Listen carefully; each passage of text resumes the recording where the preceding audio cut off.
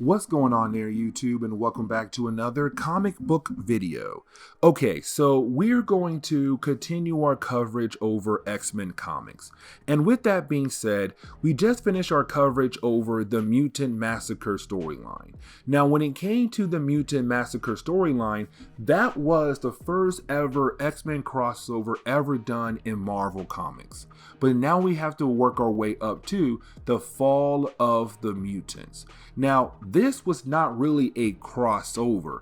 It was really more the idea saying that all three X-Men teams at that time are going to face different kind of problems that could technically change the teams completely.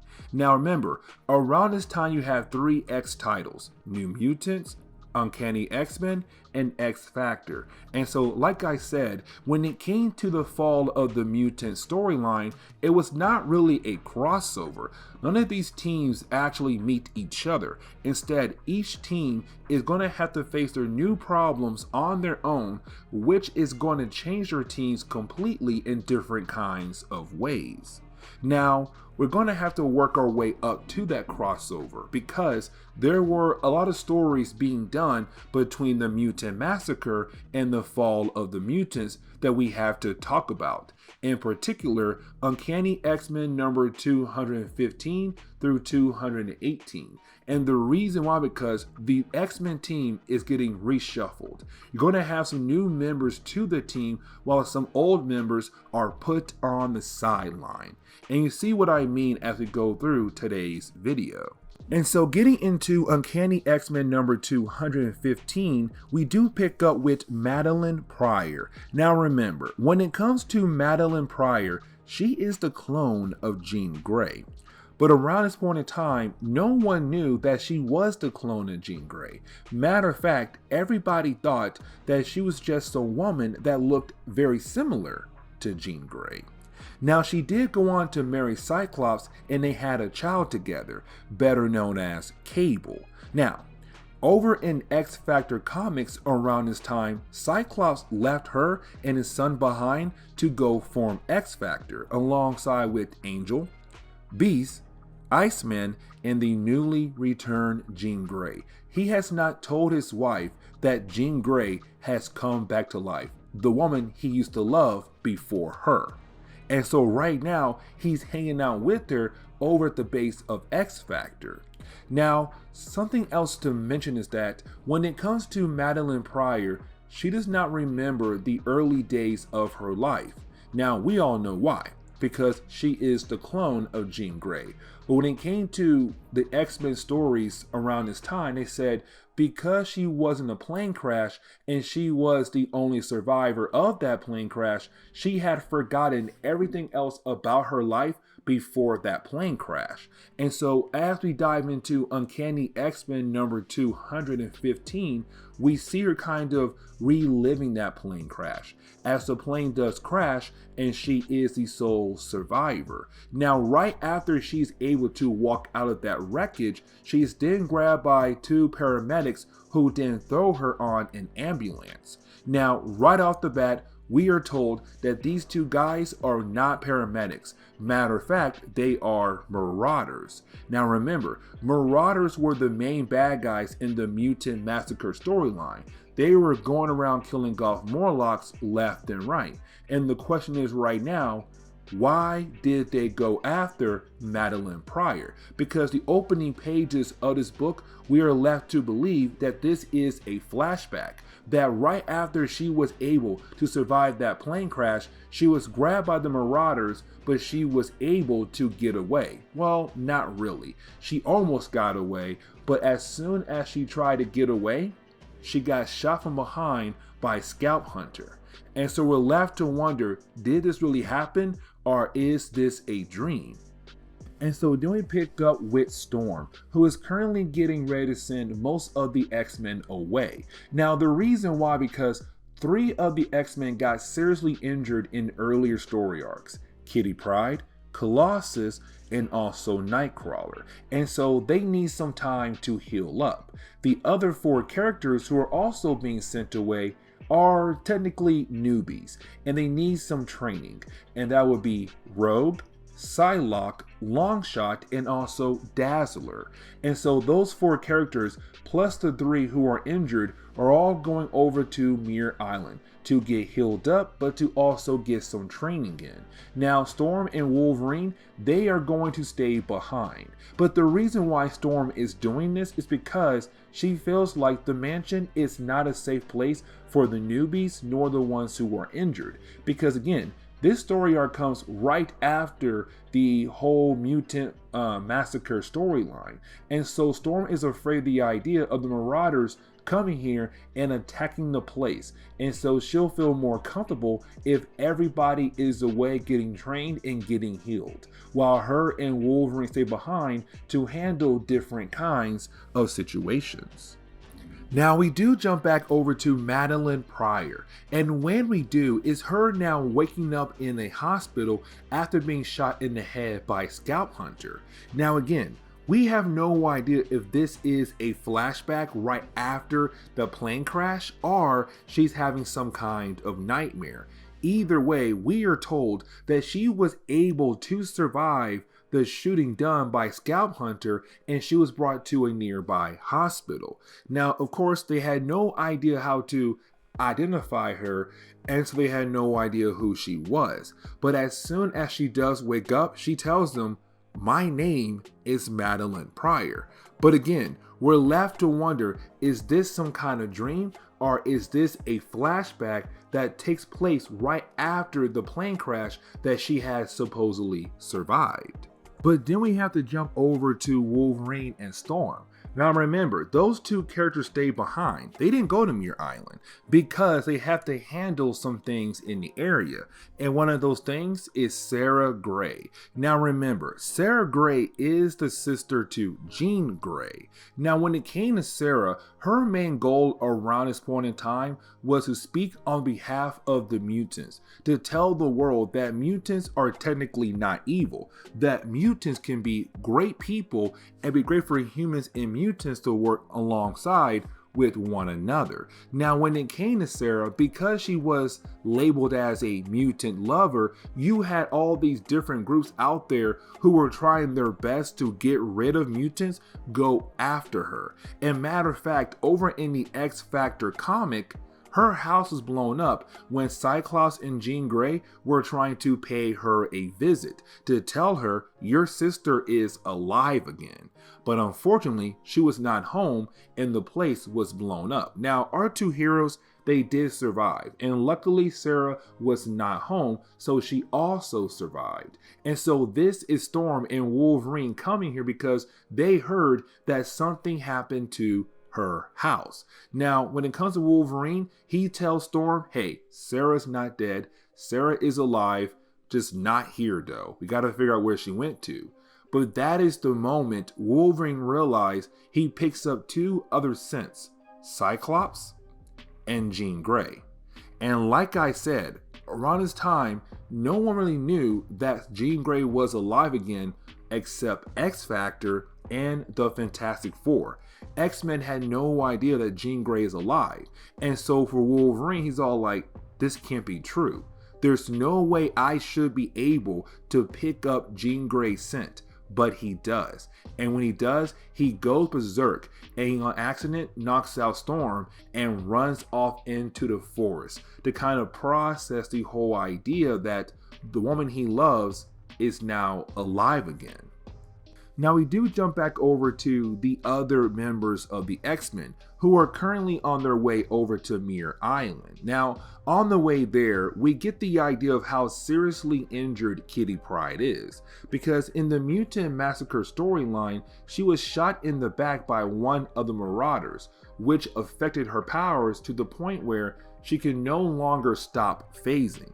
Her body is always in phasing mode, but the problem is though, the phasing is getting worse to the point where she's no longer able to communicate, and sooner or later she may not be able to think anymore. It's kind of like she's going completely ghost, and sooner or later she'll just disappear completely. And so now we're left to wonder, can the X-Men find a way to turn her powers off and to save her? Now we do jump back over to Storm. Now when we do, it's Storm waking up after being knocked out by Wolverine, but realizing that she has been captured, and she was captured by 3 characters, and that would be Crimson Commando, Stonewall, and Super Saber. Now these 3 characters used to be heroes in World War II, but of course, as the war ended, they were told to retire. Now at first, they didn't want to do that. They wanted to keep using their powers as a way to help the world out, but unfortunately, the government said no. But as years went on, you had more and more different kinds of evil people popping up. And with that happening, they felt like they should use their powers as a way to punish these new kinds of evil people. Now, the way they do it is kind of like they capture you and then they release you into the forest, and they are going to hunt you down. And your goal is to get away and survive. If you don't, well, you're dead. Now, the reason why they kidnapped Storm is because they believe that Storm was the one who burned down the house of Sarah Gray, because they found her knocked out next to the house thanks to Wolverine. Now, we kind of find out there is another girl there, and that would be Priscilla. And the reason why she was kidnapped because her and her boyfriend were selling drugs, and that is a huge problem. And so now they're going to kill her as well. But like I said, the way they kill you off is that they're going to release you in a forest, and your goal is to get the heck out of there and to hopefully get away from them. If you don't, you're gonna die. And so now it's up to Storm to save her life and this young girl's life before they are killed off by these 3 characters. Now, as we jump into Uncanny X-Men number 216, well, we pick up with Wolverine. And remember, when it came to Wolverine, the last time we saw him, he went berserk as soon as he was able to pick up the scent of Jean Grey. And because of that, he went so crazy like an animal that he's out there in the woods just running around. And he does get hit by a car. Now, usually, if somebody's hit by a car, they most likely get killed off or seriously injured. But Wolverine does not get hurt that bad because of his healing factor. Now, the couple that did hit them, they're going to be somewhat important for this chapter alone. But again, it's reminding us that thanks to Wolverine now finding the scent of Jean Grey, he's kind of wondering the possibility that she is alive again. But getting back over to Storm, we do currently see her with Priscilla, and you have the 2 ladies trying their best to get away from all the different men who are trying to chase them down. Now, when it comes to Priscilla, she wants to go ahead and set up traps as a way to kill off the 3 men who are currently hunting them. But for Storm, that's the wrong thing to do. Matter of fact, there has to be a better option when it comes to getting away from these guys. Now again though, when it comes to Priscilla, she's kind of young and reckless. And so for her, killing is the only option. If you're trying to survive by somebody who's trying to hunt you down, then your only option is to kill them before they kill you. But for Storm, it's more of maybe we are able to show them the wrongs in their actions. Their ways are wrong, and they need to find different ways to actually help the world out. But getting back over to the other X-Men, you currently have them heading over to Muir Island. And matter of fact, they do arrive at Muir Island. Now, when they do arrive, we kind of focus on Rogue. And the reason why, because Rogue feels very upset about the idea that her and the rest of the team were sent away to come to Muir Island while Storm and Wolverine stayed behind, because she's very worried about the idea that something could possibly happen to Storm or to Wolverine. Now, there is something I forgot to mention, and that is Storm. Around this time, Storm was technically powerless, and so she is waiting for a phone call from Forge, who might have the ability to give her powers back to her. And so that is why Storm has been unable to use her powers in this entire story so far. Either way, when it comes to Moira McTaggart, she reminds Rogue why she is here. To one, make sure their three friends can heal up properly, but two, to get some proper training. Because right now, you have new members to your team, and they need to know how to work with your team before they're able to go out in the field. And so then we jump over to Crimson Commando, Super Saber, and also Stonewall, the three characters who were trying to chase down Storm and also Priscilla. Now this is the moment where you do have most of the members of this group beginning to think that Storm might be actually innocent. Now, the only reason why, because Storm told them, like, hey, you may have found me next to a burning house, but that does not mean I was the one who burned the house down. There is a possibility that I'm actually innocent. Now, we know that Storm is innocent, but the thing is, they don't know that. And so they believe that Storm is guilty. But because she did say that, you now have Stonewall believing that maybe she could be innocent, and the possibility that their ways are actually wrong. And so you have the three men argue, but the conversation's cut short when you have Crimson Commando realize where Storm and Priscilla are trying to head to. And so he says, listen, this conversation, we'll have it later. It's time for us to go find Storm and also go find Priscilla. And so then we pick up with Super Saber using his super speed as a way to travel around the forest at a faster pace to hopefully find Storm and Priscilla faster than his two teammates would.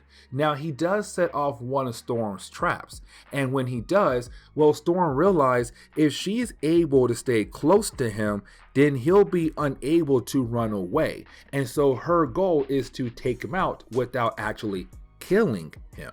Now when it comes to Priscilla, she's still down with the idea of killing people, and so she begins to push big boulders down the mountain to hopefully crush Super Saber, but to also crush Storm as well, because she thinks that if Storm is able to take out Super Saber, she will then continue to try to protect Priscilla, which means that the other two guys, Crimson Commando and Stonewall, will still come after them because of Storm. And so her goal is to kill off Storm, kill off Super Saber, and maybe the other two will call off their hunt. But then we pick up with the couple we saw earlier that had hit Wolverine with their vehicle. Now while they're trying to fix up their car, Priscilla arrives, and when she does, at first she tries to pretend that she is somebody who needs help, except she then pulls out a gun and shoots the both of them and then takes their vehicle,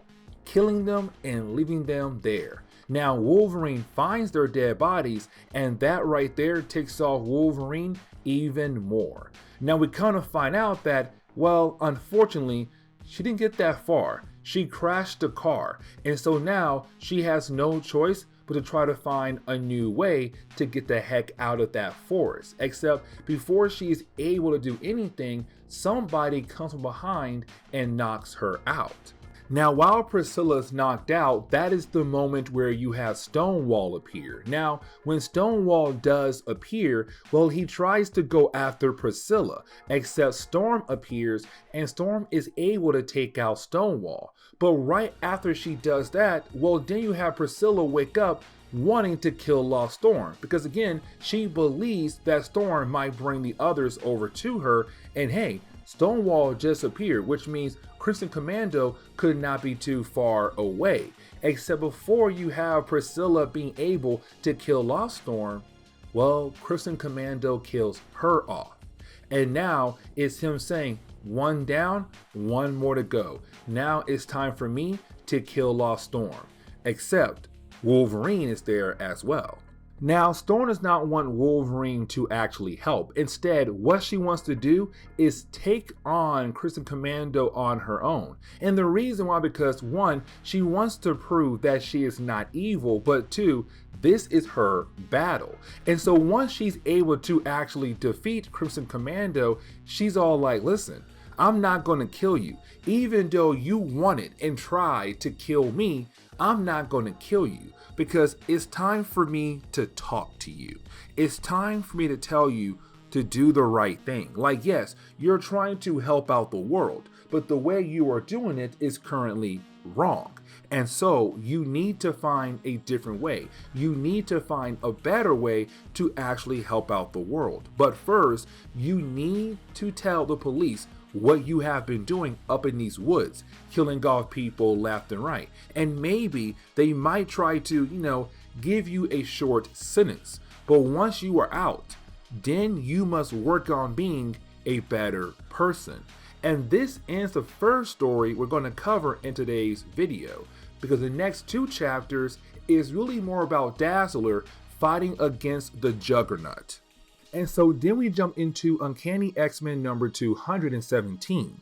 Now when we do, we pick up with the new members of the X-Men currently training on Muir Island. Now when it comes to the new X-Men, we do have to talk about a few different things. The first is that Dazzler has been on her own for a very long time. Matter of fact, ever since she first appeared in Marvel Comics, she was just over there. She was a mutant, she knew about the X-Men, she had worked alongside with them, but never truly had been a part of the team until Uncanny X-Men number 213. Really 13 and 14, and we have skipped over 14. And the reason why, because in that storyline, a character known as Malice had taken over her body. It was up to the X-Men to stop her. Now once the X-Men had stopped her, she had joined their team. But the problem is though, she feels like she's not good enough to be on the team, but at the same time, there's still some bad blood between her and Rogue. Because in the early days of Rogue's appearances in Marvel Comics, she was the bad guy. She fought against the Avengers, but also fought against the X-Men. And so even though she's good now, Dazzler still remembers the days where she had fought against Rogue. But on top of that, she still feels like she's not able to be part of the ranks of the X-Men. Now Psylocke, she's also trying to fit in because she's still learning how to use her powers in a more attack and defense kind of ways. And so right now, it's all really new for most of the new members, except possibly Longshot and Rogue. But at the end of their training session, you then have Banshee say, hey, come inside, it's time for breakfast. We did see Callisto having a conversation with Mutant Massacre, and this is a way to remind us about the Mutant Massacre storyline. Because remember, the Mutant Massacre storyline was about the idea that the Morlocks were being hunted down by the Marauders. Now, most of the Morlocks, they were killed off, but some were saved, but they were seriously injured. And so they were also brought over to Muir Island as a way to get healed up. And so you have Moore going over to Callisto to talk about the idea of how the Morlocks are doing, because she is their leader.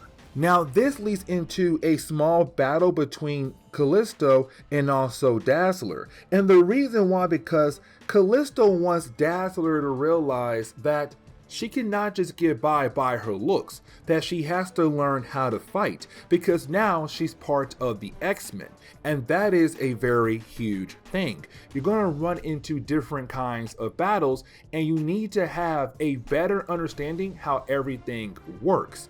Now when it comes to Dazzler, it makes sense because she has been on her own for many years. And I'm not saying that she didn't have any kind of big adventures, but a lot of things she has done were not as big as what the X-Men had done over here. And so for her on the X-Men, she has to learn how to actually fight now and work with a team. And that is really important. But also for a long time, Dazzler was a pop star for many years in Marvel Comics, because the world had no idea that she was a mutant. But when the world found out she was a mutant, and when the world began to hate mutants even more, she had no choice but to find a way to perform in different kind of ways until she was unable to perform.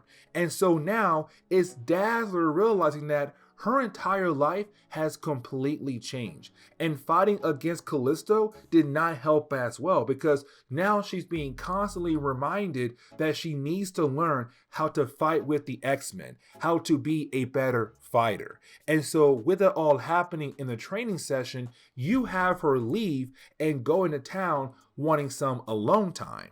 And this leads into her battle against Juggernaut. And what I mean by that is, while you have Dazzler in town trying to just chill out, well, that is the moment she sees Juggernaut drive by. When he does drive by, she goes to chase him down because she knows that he's a well-known bad guy. And usually if he's around, he's about to cause some problems somewhere. And so she goes out of her way to try to stop him. Now, this is the Juggernaut. We have seen literally different members of the X-Men up to this point struggle to fight against him. And like I said, Dazzler is new to the X-Men. And yes, she has been fighting other bad guys in the past, but nobody like the Juggernaut. And so this is a whole new kind of challenge for her. Now, at first, when it comes to Juggernaut, he said, listen, I'm here to do a job, but I'm not here to hurt you. Now, the reason why he's not want to hurt her, because he is a huge fan of her music. He's all like, listen, you are a great artist. I want to make sure you and I have a good connection, a good bond, and we can go our separate ways. But for Dazzler, she knows that he's a bad guy, that he's up to something. And so she tries to use her powers against him. Now, her powers don't really do much to Juggernaut. I mean, yes, she can blind him for a short period of time, but that's really it. And so she keeps trying to push herself over and over and over again. On top of that, she did get hurt in their battle. And so at the tail end of this chapter, it does look like she had possibly died in the arms of Juggernaut. And he was not trying to kill her. He was all like, listen, just leave me alone. I'm a huge fan and I want to make sure nothing happened to you. But she kept trying to go after him to make sure that he could not cause any problems. But because she pushed herself so much, we're left to believe that Dazzler had died in the arms of Juggernaut. But then we jump over to Uncanny X-Men number 218, where we do pick up with Polaris and Havoc. And matter of fact, they're going through a particular moment right now where they almost get run off the road. But the reason why they're here now, because this begins the process of possibly bringing these characters over to the team again. Because after Chris Claremont had taken over the X-Men, his main goal was to kind of push away the old characters and bring in the new characters. And so when it came to Havoc and Polaris, they were one of the first two to basically leave the team right after Claremont brought in the new X-Men. Now, they would stay around for different storylines here and there, but most of the time they kind of stayed on their own. Now, when it comes to the two characters, like I said, this is going to begin the process of the possibility of them rejoining the X-Men once again. And so that leads us back over to Dazzler. Now, when it comes to Dazzler, as we saw at the end of the last chapter, we were left to believe that she had possibly died. Now, we already know she didn't die. Matter of fact, she was buried alive because Juggernaut believed that she had died. But now, with her being buried alive, there is a possibility that she might die now. Except she does not. And the reason why, because the X-Men were able to find her. Because let's not forget, she did try to go into the city to have a good time to clear her mind. And when she did that, somebody saw her leaving and chased after the Juggernaut. And so because of that, he was able to call over to the X-Men and say, hey, your friend disappeared and tried to go after the Juggernaut, and I have no idea what happened to her. And so the X-Men began to search for her, which they were able to find her very easily and unbury her. But now this is the X-Men saying, what is wrong with you? Because the thing is, we are supposed to be a team. We should be working together. And so this is kind of like the moment where Dazzler realized that no matter what, this is her life. She's part of the X-Men, and she has no choice but to go ahead and work with this team and try to adjust to her new life. Now, that is the moment you have the X-Men get a call over the radio about Juggernaut currently attacking the city. And so you have our new X-Men here say, we should go and possibly deal with that problem.